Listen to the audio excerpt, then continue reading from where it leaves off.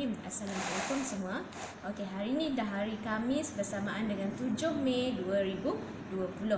Okey, untuk subjek hari Khamis kita akan belajar subjek sains, dan untuk murid 6 tahun awak akan belajar tentang topik yang baru iaitu penyerapan air. Okey, macam mana nak eja penyerapan air? PE per, NYE-nya, RA PAN pan, penyerapan.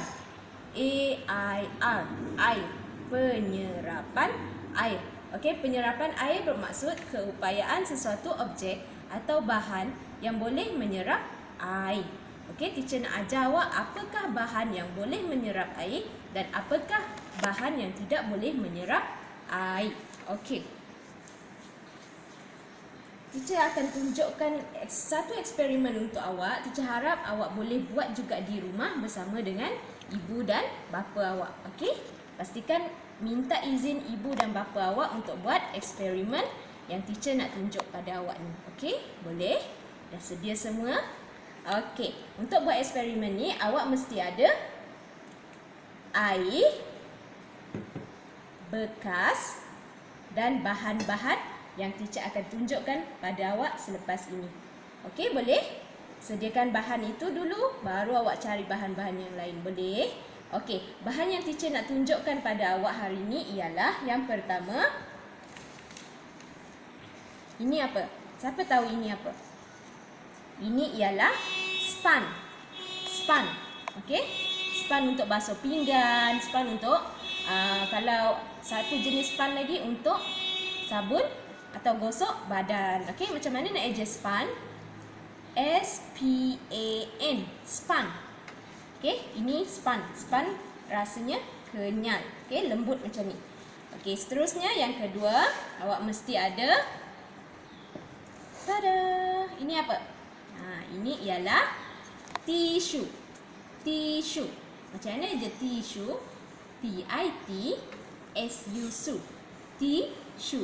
Okey? Tisu untuk awak lap peluh awak. Kalau ada sesama awak lap sesama awak. Okey, lap hingus awak. Okey, mesti ada tisu. Bahan yang ketiga, awak mesti ada apa ni? Ini ialah kapas. Okey, kapas. Macam mana nak eja kapas? K-A-K-P-A-S, pas. Kapas. Okey. Kalau awak tak ada kapas pun tak apa. Okey, awak boleh guna bahan yang lain. Okey, teacher cuma nak tunjukkan pada awak. Okey, bahan yang ketiga ialah kapas. Bahan yang keempat ialah, apakah ini? Ini ialah pensel. Pensel. Macam mana nak eja pensel? P-E-N, pen, S-E-L, sel. Pensel. Okey, bahan yang kelima ialah, tada! Ini apa? Ini awak boleh panggil kain atau awak boleh panggil tuala. Okey, macam mana nak eja kain? K-A-K-I-N-I, kain. Atau awak boleh panggil tuala. T-U-T-A-A-L-A, tuala. Okey, bahan yang seterusnya ialah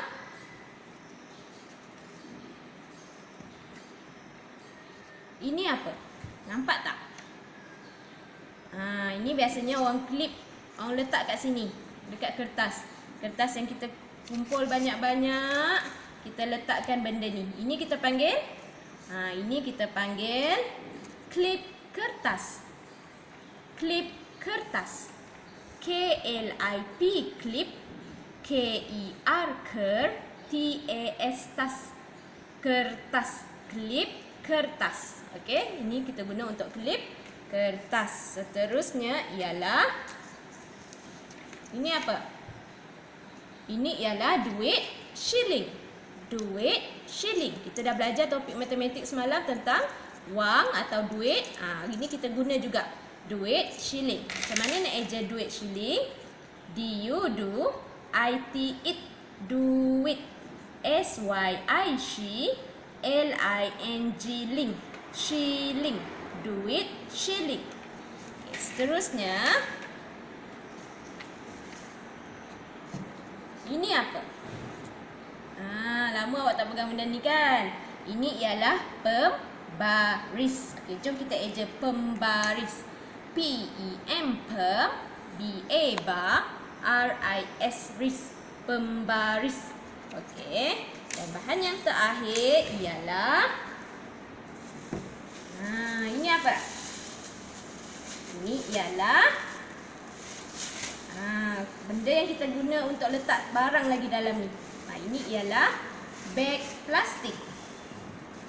Beg plastik. B-E-G, bag. P-L-A-S, plus. T-I-K, tik. Plastik. Beg plastik. Okey. Teacher dah sediakan beberapa jenis bahan. Jadi kita nak mulakan eksperimen sekarang. Dah sedia semua? Okey, jom kita buat sama-sama. Okey. Teacher dah tunjuk beberapa bahan untuk awak. Kita akan buat eksperimen tentang penyerapan air. Okey. Teacher akan ambilkan air dan bekas untuk awak. Okey, sebab teacher tak nak basahkan meja. Okey, boleh merosakkan meja. Teacher gunakan bekas dan teacher isikan sedikit air. Okey, tuangkan sedikit air dalam ni. Tengok. Dah ada air dalam bekas ni. Okey, nampak tak? Okey. Seterusnya, teacher akan ambil bahan yang pertama teacher tunjuk pada awak, iaitu span. Okey, kita tengok. Ada air dalam ni. Kita tengok ada lagi ke tidak. Bila kita letak span ni dalam ni, ada ke tidak air ni lagi. Okey, kita tengok sama ada span ni boleh menyerap air atau tidak. Kita gerak-gerakkan dia. Okey, kita tengok ada air ke tidak. Tada. Okey. Air tu diserap oleh sponge. Okey, ada sedikit tumpah sebab dia menyerap air. Bila air dah terlalu banyak dalam ni, lebihan tu dia akan keluar daripada sponge ni. Tapi air dah diserap oleh sponge. Okey? Okey, sponge boleh menyerap air. Okey, seterusnya. Kita isikan air lagi. Bahan yang kedua ialah tisu. Okay, awak nampak tisu ni? Sekeping tisu yang kering. Okay, kita tengok apa jadi dekat air ni. Okay, kalau boleh awak zoom sikit. Tengok. Tisu tu menjadi basah. Apabila kita angkat, dia menyerap air. Tengok. Tisu yang teacher ambil tadi mula-mula kering dah menjadi basah. Okey, tapi air tetap ada dalam ni sebab teacher tuang banyak air. Kalau air sedikit, okey, tisu ni tetap boleh menyerap air tapi tidak boleh menyerap ke semua air. Okey, dia cuma boleh menampung jumlah yang berdasarkan saiz tisu ini sahaja. Okey, jadi kalau kita nak lap semua air ni, kita kena guna banyak tisu. Contoh, ada lagi air, kita letak lagi tisu ni dalam ni. Jadi kita kena terpaksa guna banyak tisu. Tengok. Tisu menyerap air. Tisu boleh perah sebab dia menyerap air. Tisu dah jadi basah. Okey, seterusnya bahan yang tengok ada air dekat meja. Teacher ambil tisu, teacher lap. Ada lagi tak air atas meja ni? Tak ada. Mana pergi air tu? Air tu sudah masuk ke dalam tisu, sudah diserap oleh tisu. Okey. Seterusnya, teacher masukkan lagi air. Kita uji bahan yang ketiga. Bahan yang ketiga ialah kapas. Kapas yang teacher pegang ni mula-mulanya kering. Okey, awak boleh nampak kering, dia bersifat lembut, kenyal macam sponge juga. Okey, kering. Lepas tu teacher masukkan di dalam bekas yang berisi air. Okey, kita tengok apa jadi pada sponge tersebut. Kapas tersebut. Okey. Air semakin hilang.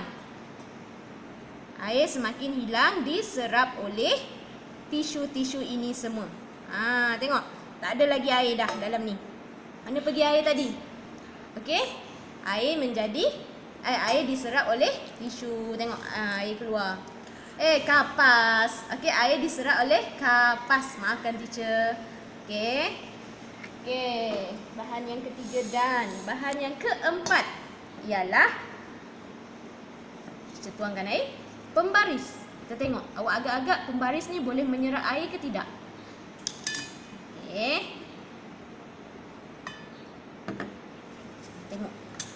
Saya letak pembaris ni, tapi bila teacher perah tak ada air yang keluar. Maksudnya pembaris kayu ni tidak menyerap air. Okey. Dan yang seterusnya ialah pensel kayu. Okey, letak di dalam air. Teacher perah dia juga tak ada air yang keluar. Sebab apa? Sebab pensel kayu ni tidak menyerap air. Seterusnya kita gunakan klip kertas. Kita letak dalam ni. Kita cuba perah. Tak ada air yang keluar. Sebab apa? Klip kertas tidak menyerap air. Okey. Seterusnya duit shilling. Kita letakkan dalam air. Okey. Kita cuba perah. Tak ada air yang keluar. Kan? Tak ada air yang keluar. Jadi maksudnya duit shilling ini tidak menyerap air. Bahan yang seterusnya ialah beg plastik. Kita nak letakkan di dalam air. Awak rasa-rasa air tu boleh hilang ke tidak? Tengok. Air tu tetap ada. Maksudnya plastik atau beg plastik ni tidak menyerap air. Tengok, air tetap ada dalam bekas ni. Okey, maksudnya beg plastik ni tidak menyerap air. Dan bahan yang terakhir ialah kain atau kita boleh panggil tuala. Okey, kita letakkan dalam bekas yang berisi air. Kita tengok apa jadi. Tengok apa jadi. Tada! Ada air lagi tak? Tak ada. Maksudnya air telah diserap oleh kain atau tuala ini. Tengok, meja teacher dah basah sedikit. Jadi teacher ambilkan kain. Teacher cuba nak lap air tu. Hilang ke tidak air tu? Tada! Tak ada lagi air. Mana pergi air tu? Air tu sudah diserap oleh kain. Okey, jadi kesimpulannya dekat sini, teacher nak tanya, apakah objek atau bahan yang boleh menyerap air? Okey, yang pertama ialah tisu. Yang kedua ialah kain. Yang ketiga ialah sponge. Okey. Dan yang keempat ialah kapas. Okey, ini ialah bahan-bahan yang teacher guna untuk buat eksperimen yang boleh menyerap air. Barang-barang yang lain, objek yang lain tadi tidak boleh menyerap air. Okey? Okey, dah habis dah kita buat eksperimen. Teacher harap awak dapat buat dengan mak ayah awak di rumah dengan izin mereka sahaja. Okey? Okey, dan jangan lupa buat latihan yang teacher sediakan untuk awak. Okey? Selamat mencuba. Bye. Assalamualaikum. Jumpa esok.